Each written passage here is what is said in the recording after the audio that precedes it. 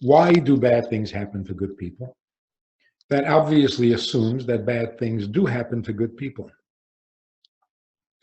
That's not precisely correct, and the title would have been better if it was the question, do bad things happen to good people?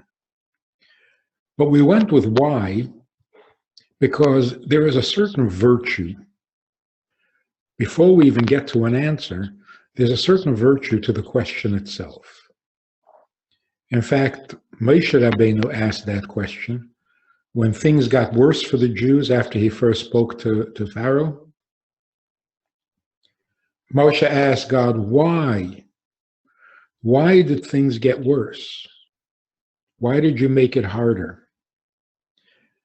And although Moshe was criticized for the question, it was acceptable, or let's say necessary. When a person asks why, they don't necessarily want an answer. They're not asking for information. They're not asking for an education. They're not asking for a lecture on the benefits of suffering. When we ask why, we're simply expressing a pain. We're expressing an objection, a discomfort.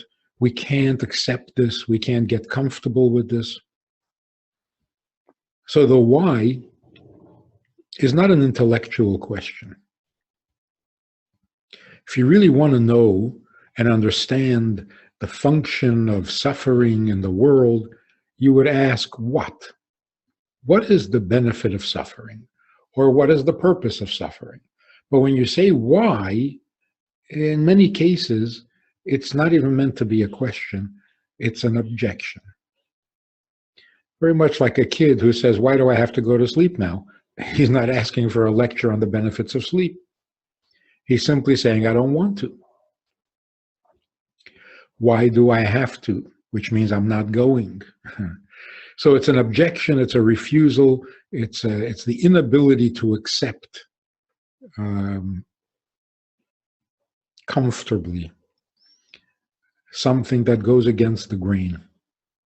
So we left the question as to why do bad things happen to good people? As we will see, the sages ask the question differently. The sages ask, why do the righteous suffer? It's a different question. There's no mention of bad. There's a mention of suffering, which we'll explain in a minute. Another thing about why do the righteous suffer, or why do bad things happen to good people, is the obvious belief and assumption that good people do suffer, meaning that you cannot dismiss the goodness of the person based on the fact that they suffer. Because there was, or maybe there is, a response or a reaction like that. Good people don't suffer. If you're suffering, then you're not good people. Because whether you're righteous or not righteous can be measured, can be known by the lifestyle or the life quality that you have. If your life is great, then you must be a great person. If your life is full of pain, you must be a terrible person. Now we know that that's not true because Job suffered more than anybody else, and he was a tzaddik.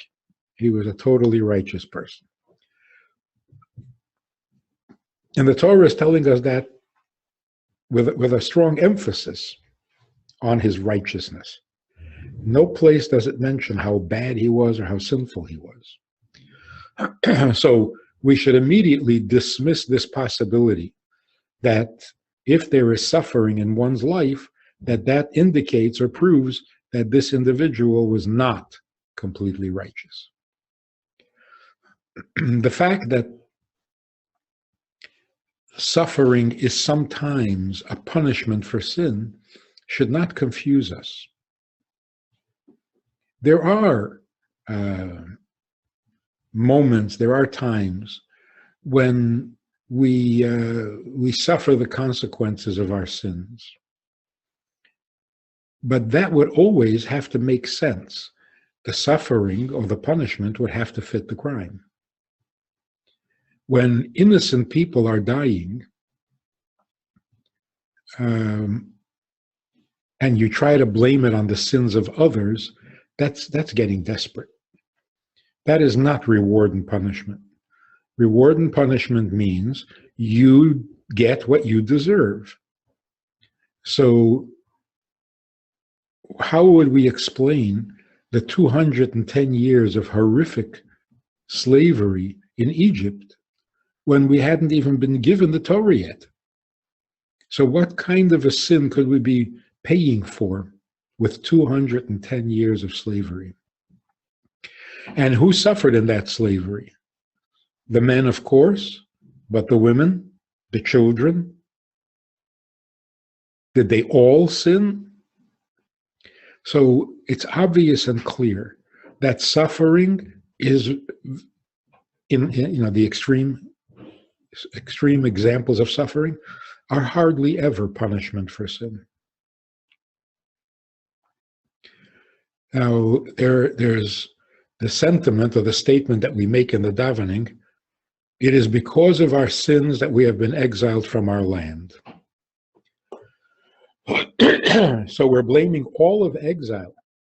Almost 2,000 years of exile is being blamed on our sins. So people have suffered for 2,000 years because 2,000 years ago, our ancestors did something wrong. How can any right-minded person accept such a statement?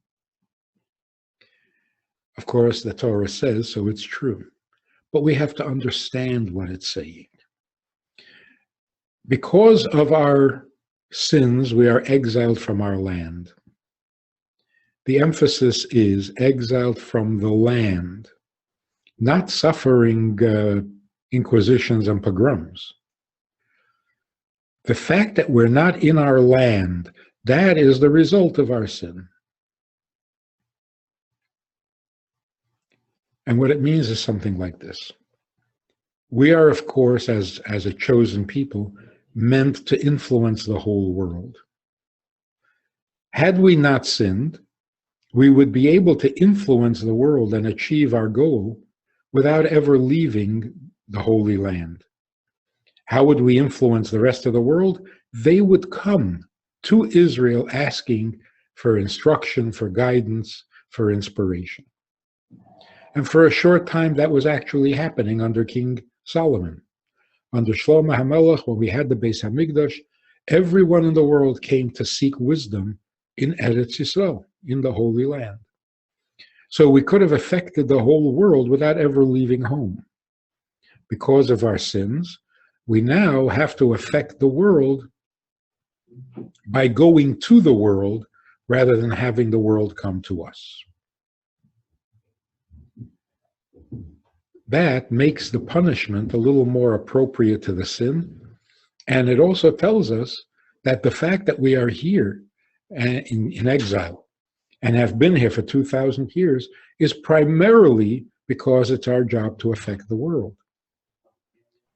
The effects of the sin is only the method by which we do it.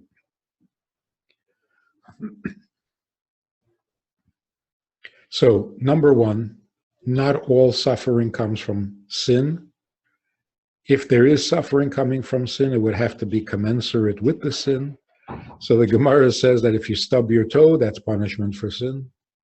And if you're frustrated because you reached into your pocket to pull out a quarter and you pulled out a nickel, and now you have to reach back into your pocket to get the quarter, that's punishment for sin.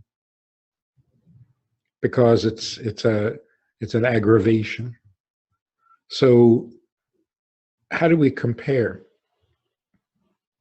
the aggravation of having to reach into your pocket a second time with an inquisition or the destruction of the temple? Most suffering, we have to assume, has nothing to do with sin, because nobody deserves this kind of suffering. No sin deserves this kind of suffering. So there must be more to it than what meets the eye. Number two, The fact that somebody suffers is not an indication that they're not righteous. In fact, it could be the opposite. The more righteous a person is, the more capable he is of handling the hard jobs, the difficult jobs, which involve suffering. So here's the first thing we need to get straight in our heads. God created this world as a messed up, bad world. It's the lowest of all possible worlds. What makes it the lowest of all possible worlds? Every world, and we're told in Kabbalah that there are 4 worlds, major worlds, there are infinite worlds, but they're all spiritual, various degrees of spiritual, of godly. The highest of all worlds is a universe or a condition in which God is so obvious that there is no possibility of anything ungodly. The lowest world would be a world that is not capable of being godly. And such a world God would never create, because what would be the purpose? So this world, the world that we're in, is the lowest of all worlds, because in this world you have the option of denying God. Of course, you also have the option of getting to know him. But a world that can deny him, that's as low as we can get. The next step after that would be a world in which you cannot know him even if you wanted to. And such a world could not exist, would not justify itself. So we are in the lowest world. What constitutes the lowest world? Well, in the lowest world, there's more mortality.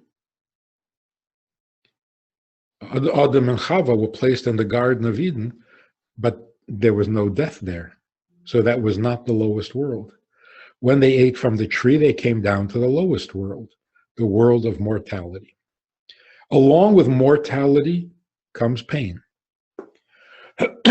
Beginning, of course, with the fear of dying. So in a mortal world, a mortal human being always has that anxiety, always has that fear, the fear of death, or in the positive, the survival instinct. So now we know that there is death, we know that there's suffering, there's pain. The idea that human beings messed up the world is not acceptable. The world was created as the lowest world. It has great potential. And if we do our job properly, we can bring that potential into actuality and turn this world into not only a godly place, but the godliest of all worlds. Because when you transform darkness into light, that is the greatest revelation of godliness. Because it shows that no matter how big the pain and no matter how low the world, the truth will always prevail and godliness will always win in the end. And that reveals godliness more than a world in which there is nothing ever bad. So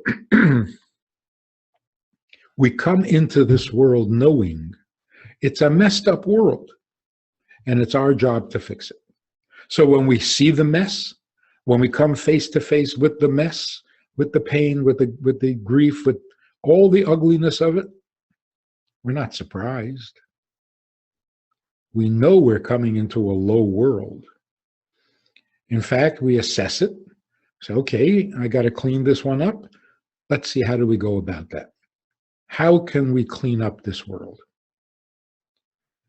Now, in history, we have had experiences.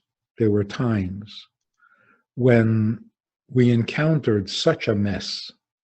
The world showed itself to be so evil, not just people, even nature, tsunamis, plagues. And when we encountered that unexpected evil, it kind of knocked us off our track for a while. we were defeated. We can clean up a mess, but not such a mess. We can take on a world where there's a lack of godliness, but when there is so much pain and so much evil, this can't be cleaned up. This will never get fixed, and we were defeated for a while.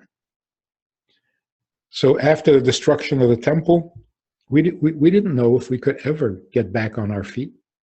It was too much. It was overwhelming. And then the Inquisition and the life in the ghettos and in the shtetls and in the concentration camps. Well, this is too much. This is too much.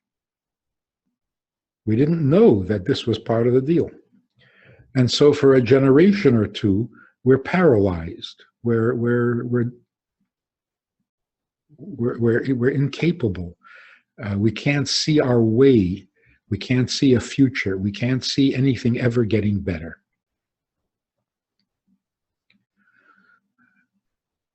I was speaking to a teenager whose life had been one long, miserable, painful, horrible suffering. And she said, I don't believe in Mashiach. I don't believe in God. The world is really, really bad. And all of these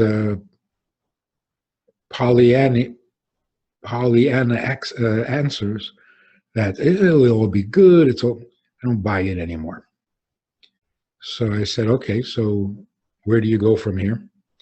She says, well, now that I know how bad things are, when I get older, I'll find a way to make things better. Yeah. So I said, you're going to make things better? You just told me how terrible this world is. Why do you think it can get better? And she said, no, it can always get better. You're the biggest believer I've ever met. You claim not to believe in Mashiach and not to believe in God. You're the ultimate believer. You know how bad things are, and you're convinced that they can get better. That's fantastic. Okay. So what we're saying is, the world is bad. We didn't mess it up. We didn't start the fire. It's a messed up world. And we know that it's our job to fix it. And we've seen in the past where we thought we were overwhelmed, we thought we had lost the battle, because we couldn't imagine fixing such a messed up world. And a generation later, we were back on our feet, doing whatever we can to make the world better. So the first thing we need to know when we experience bad things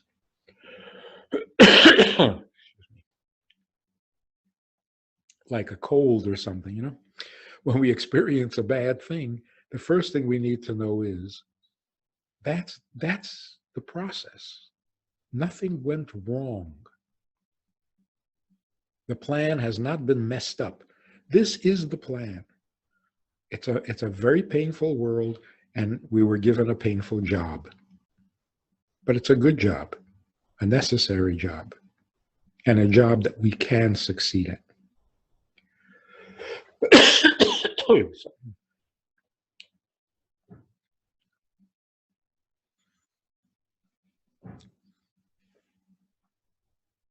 Then there's another thing. When we say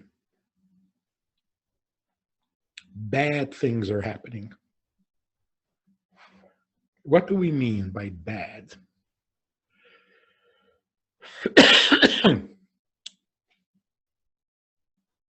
It's a tiny little word, a very familiar word, but what is its precise meaning? Is death bad?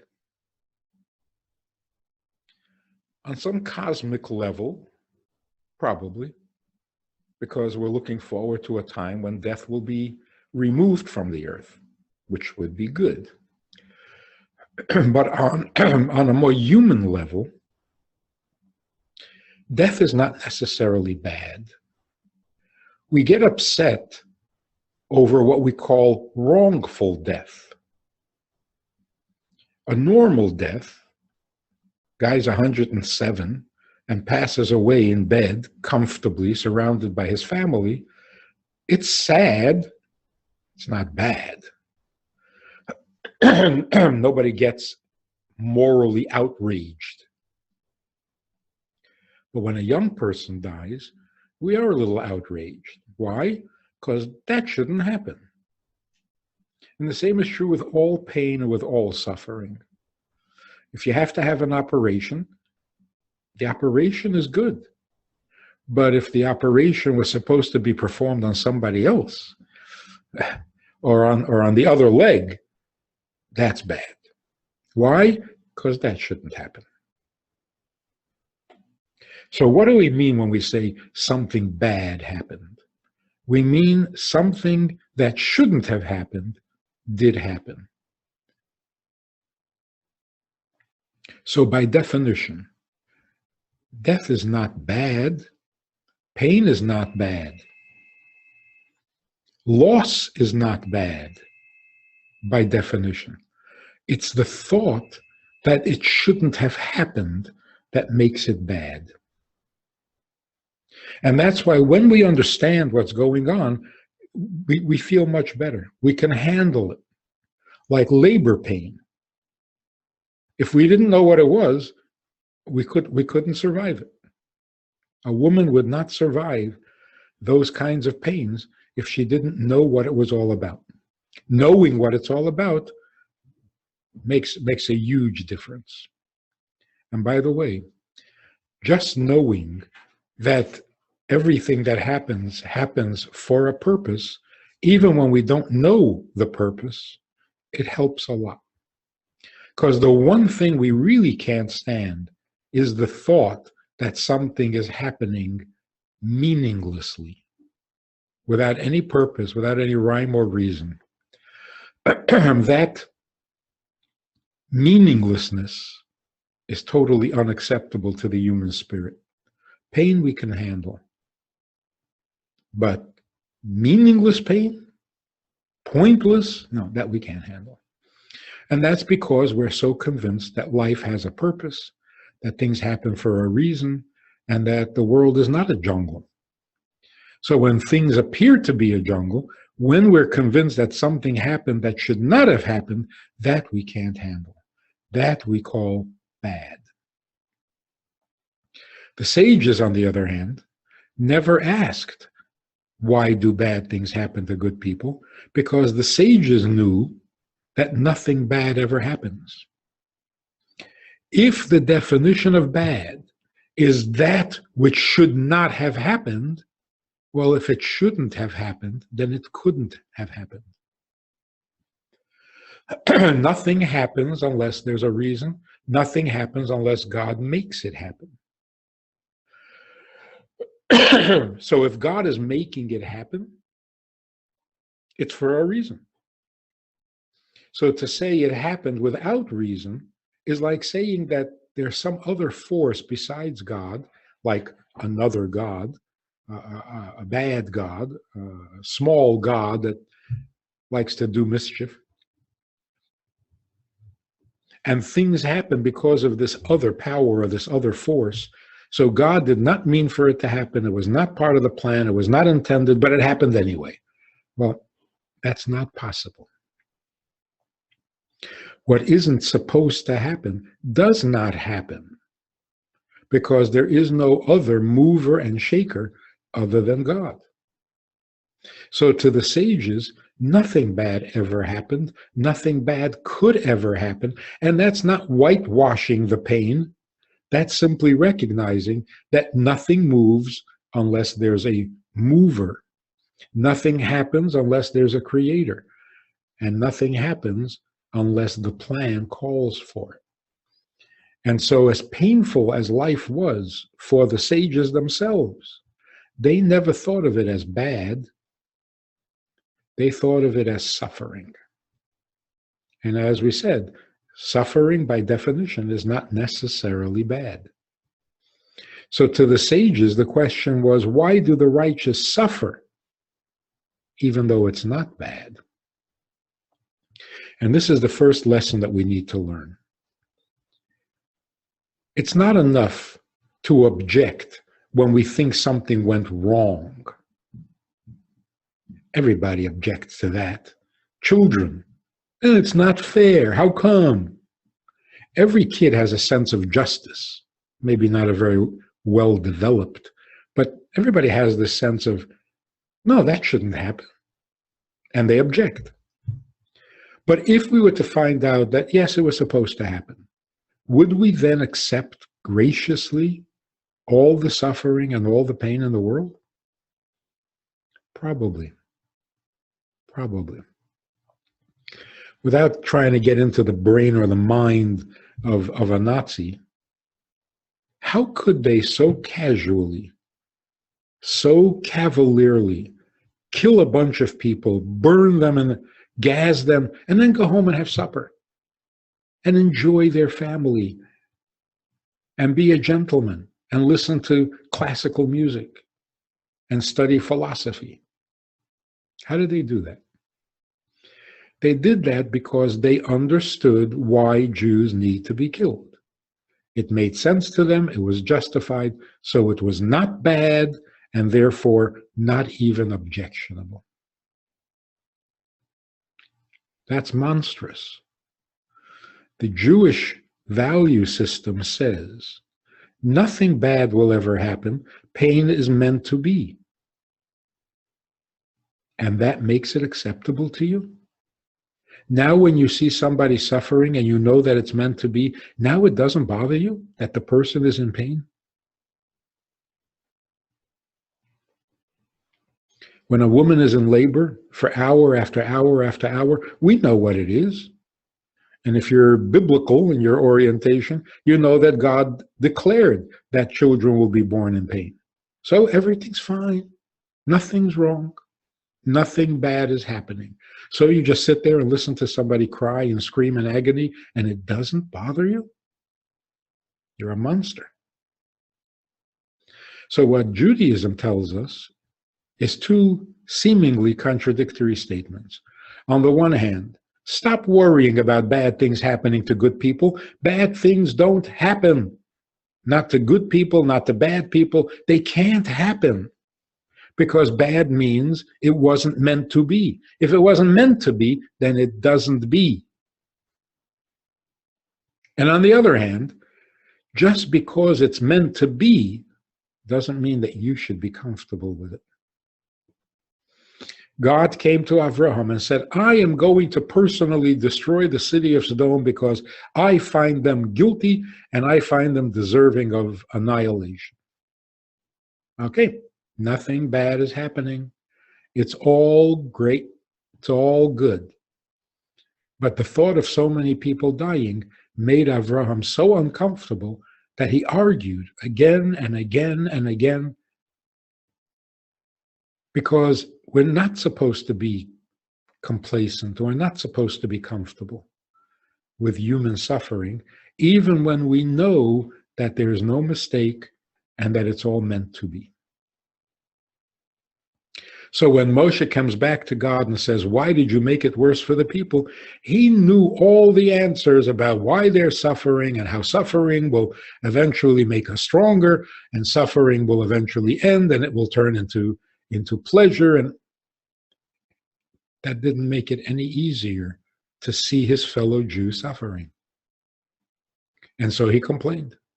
Because when you're in pain, you complain. So here's the secret. When a person is suffering, they should feel the pain and they should complain about the pain. You sometimes see people who, God forbid, go through a real loss and their reaction is so positive that you almost wonder, like, this isn't healthy. Why are you so positive? Why aren't you mourning and grieving and carrying on the way you're supposed to? But on the other hand, to start doubting the value of life because of these things that are happening, That's not acceptable either.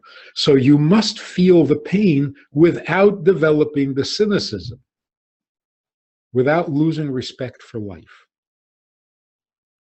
That's the purpose of these conversations that we're going to have. How do you experience the pain? Not run away from it, not whitewash it, not make believe it's not there because you believe in God and therefore everything's good and everything's fine. We are commanded to grieve when there's a loss. And not for an hour and not for a day, but 7 days. And to some degree for 30 days. And to some degree for a year. So there's no running away from the pain. There's no ignoring it. But at the same time, the pain does not confuse us. The pain does not change our attitude towards life.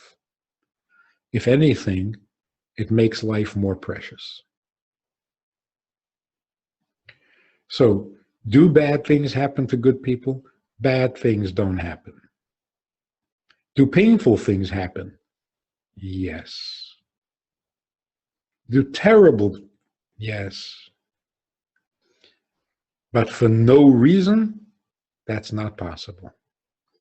Because without a reason, nothing happens. Nothing.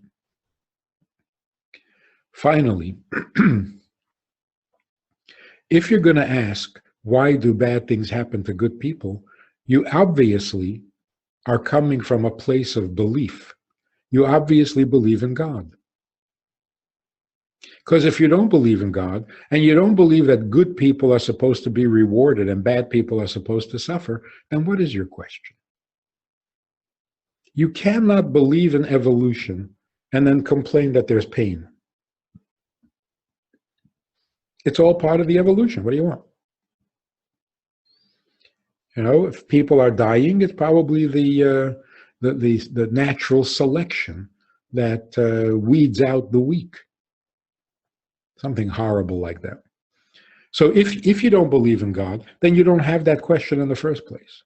Which means that if you do have the question, it's an expression of your faith in God, not your lack of faith. So a Jew who complains about the Holocaust, even to the point where he refuses to do mitzvahs, and he refuses to participate in Jewish activity because he's so angry about it, that's an act of emunah. He really believes in God. And he really blames God for what happens, which is correct. His conclusion is not necessarily helpful. But it's not a lack of faith. So a person who says, I don't believe in God because bad things happen to good people, that sounds like a contradiction. If you don't believe in God, then bad things don't happen to good people because there are no good people and there are no bad things. There's just evolution. We're just evolving. We were monkeys and we're becoming something else, and we're just in the middle, in the process. So a person who feels distressed about bad things happening to good people, that's a good sign. If you didn't care, it would be a lot worse.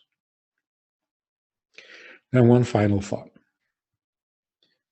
When we object to pain and suffering when we see it in other people, that is a very moral position. When Avraham heard that God was going to destroy the city of Sodom, it bothered him terribly, and he demanded the justice. But when he was going to lose his son, when God asked him to sacrifice Yitzchak and send him back to heaven as an offering, as a sacrifice, Avraham did not complain. Well, what about me? But I don't want to lose my son. But he's my future. Never complained. When we don't complain about our own pain, there's a virtue to that. If you don't complain about other people's pain, there's nothing nice about it. So if you want to be a martyr, if you want to suffer silently and graciously, that's wonderful. If you want to justify your own pain, that's great. That's a sign of maturity. It's a sign of wisdom, but never somebody else's pain. A quick story. A wealthy chassid was speaking with the previous Rebbe's father 3 generations ago, back in Russia. And he was telling the Rebbe how he had lost his fortune. And he was impoverished. Another chassid approached as they were speaking, who was also a wealthy man, and heard what the conversation was about. So he comforted his friend and said, God knows what he's doing. It'll all turn out fine. That year, the second man, wealthy man, lost his fortune. And he came to the Rebbe, bemoaning his fate. And the Rebbe said to him, you see, when the other guy lost his fortune, you said, God knows what he's doing. You're a great believer. But that was the wrong response. You should not have justified God. You should have justified the pain that the chassid was feeling for having lost his fortune.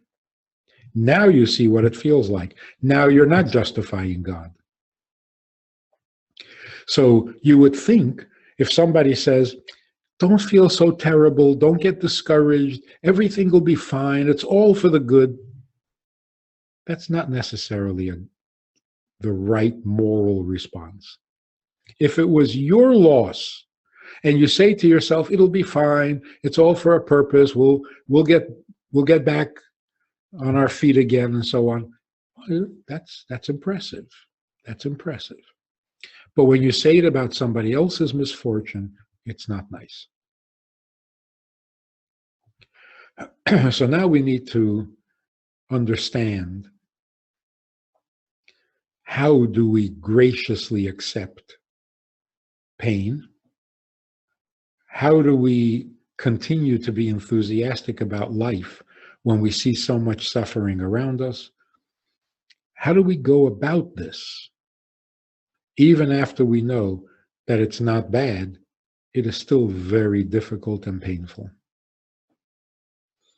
So to be continued, now that we know what the problem is and we've kind of taken the edge off by knowing that there is no loss of control on God's part and life never goes wrong. Now let's figure out, what do we do with this mess? Now that we know it's our job, how do we do it? Just to jump in with one of the questions that were just submitted, if we shouldn't be comfortable with suffering, how is it that God is comfortable with suffering? And if he's comfortable with it, then shouldn't we be in his image and be comfortable with it as well? That is such a good question if it were true. The assumption that God is not suffering, that's a nasty assumption. We tend to think that God is superhuman, invulnerable, and therefore can't possibly be suffering. But as we were explaining this, feeling the pain of others is not a weakness. It's a moral virtue. And if it's a moral virtue, how could God not have it? So if God can be indifferent to human suffering, we haven't made him greater, we've made him lesser. We've diminished God. So we know, for example, all the midrashim that tell us how God suffers. That when the angels wanted to sing their mourning song when the Egyptians were drowning in the sea, God was annoyed. What are you singing? People are drowning. My creations are drowning. How could you sing at a time like this?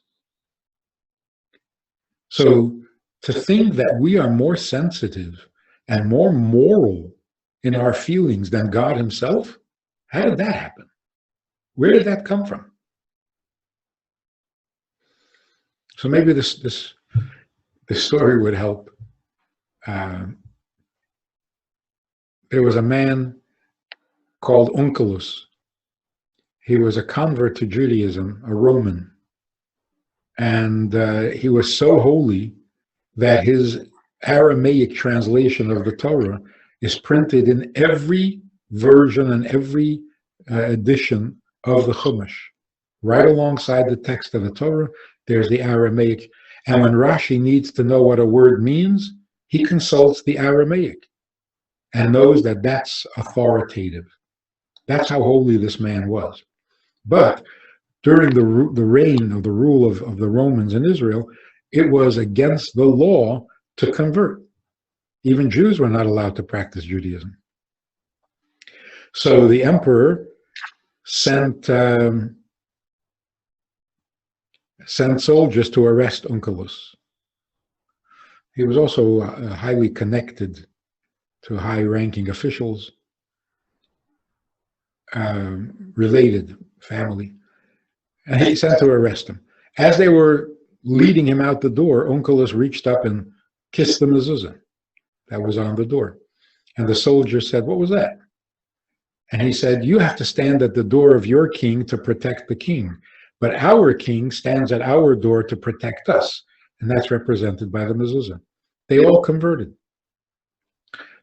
The emperor sent another troop of soldiers to arrest Onkelos, and the same thing happened.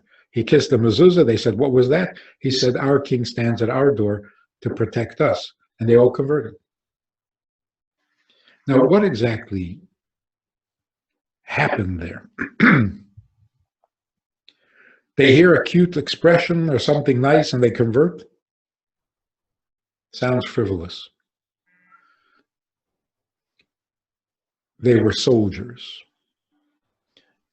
Safe to say that they had had their turn standing guard at the tent or the door or the palace of the emperor.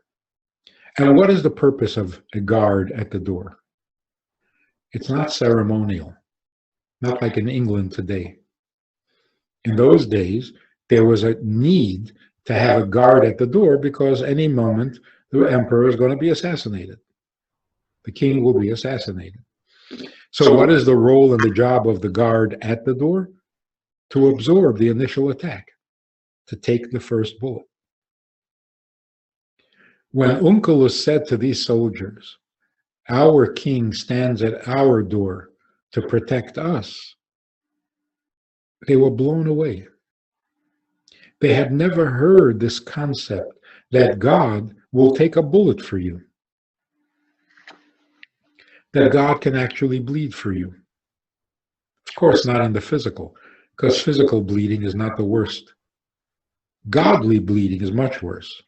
So this idea that God is vulnerable and that God cares and that God will take a bullet for you, this changed the soldiers completely, turned them around, and they became believers. I don't know if they converted to Judaism and started practicing Shabbos and mikveh. They were converted in their understanding of God. And converted means a radical change. So we have this mistaken notion that God is indifferent, that God is cold, God is removed, God is unreachable, untouchable, unflappable. Not when it comes to moral issues. God is more sensitive to injustice than we are, and that's why he commanded that we pursue justice. We feel a tiny part of his pain because we are created in his image. So the fact that one human being can actually feel the pain of another, that's a divine gift. That's what makes us a little more than human. So certainly God has that infinitely more than we do. So then the question is, why does he put up with the suffering? That's a good question. We will pursue that. There were over 100 people that submitted over 100 questions that they would like to be answered on this topic, and they cover a very wide variety of ways of approaching this topic. For instance, Why do good things happen to bad people? Now that question really bothers me. Questions like, my wife always asks me, how did Hashem allow the Holocaust? It's a good question. Bothers a lot of people. Some more questions like, what's the best way to handle a tragedy? Yeah.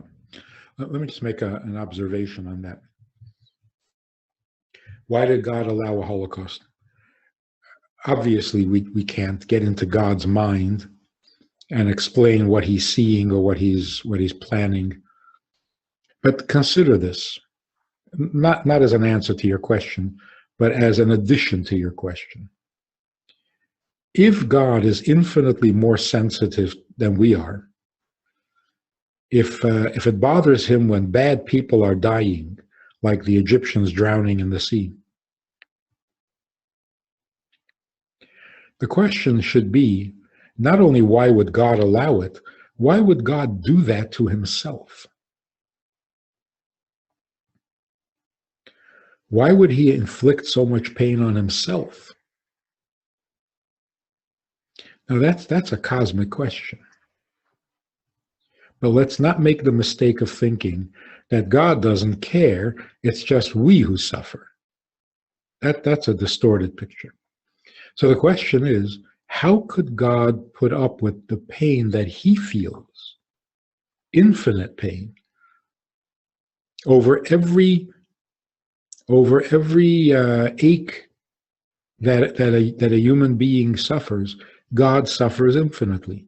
So the death of 6 million, not to mention all the pain that they experienced before they died, until they died, why would he do that to himself?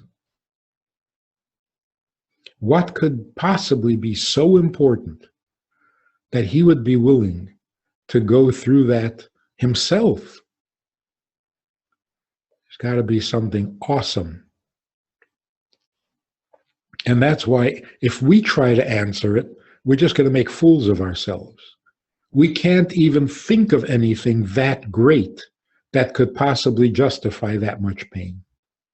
So we should never try to explain the tragedies in history.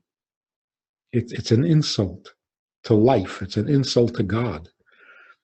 So when people say, well, the Holocaust at least gave us the land of Israel, don't do that. Don't do that. It's insulting. 6 million people died so that another 6 million can live in Israel? Where's the sense of that? Let's not do that. It is much more honest to say, have no idea. It boggles the mind. Have no idea. But knowing that God is suffering, meaning if he's doing it for a very good reason, because he is not indifferent. Just knowing that there's a reason, even if I don't know what that reason is comforting, is necessary for our own sanity and our own survival. Thank you very much, Rabbi Friedman. I would like to take this opportunity to invite everybody that is online, everybody that's on Facebook, everybody listening to this and that will listen to the recording after. We are going to be doing a 3-part webinar on this topic to dive more deeply into this topic, to have more time to expound, to answer all of the questions that came in. Like I said, over 100 questions did come in. For those of you that signed up, an email was sent to you with a link to the course. The link to the course can be clicked on. You can reach it by going to our website. It's goodtoknow.org. Again, a 3-part course. Every question will be answered. All topics will be discussed. And if you go now, there's even a bonus. It's actually the set of CDs that Rabbi Friedman created on the Tehillim in honor of his good friend Reb Shomer Charabashkin. You can get those for free for signing up. So please do go ahead and either click your email or go to our website. It's goodtoknow.org. Join us for a very fascinating and hopefully not a very painful subject, but hopefully this will lessen the pain or at least give us some perspective on the pain. And we look forward to seeing you all there joining our course. Thank you very much. Next time we come together should be for only good news, and have a wonderful, wonderful night.